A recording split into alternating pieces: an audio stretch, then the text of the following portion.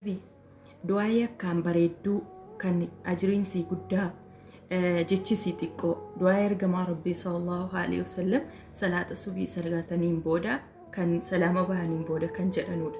Jireenya tasgabbii keessatti akhlaaqa yookiin rabbiin si qajeelchuu keessatti rizqii keessatti waa hunda keessatti waan irraa guddaa kan hin argadde keessaa du'aayittiin kun anaan akkaan na fayyadde akkasiin fayyadus abdii guddaan qabaa jechuudha.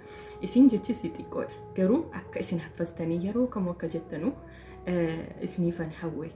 Isinis du'aayii Allahumma inni as'aluka ilman naafi'an wa rizqan tayyiban wa amalan mutaqabbalan. Na wajjin jedha ammas Allahumma inni as'aluka ilman naafi'an wa rizqan tayyiban wa amalan mutaqabbalan.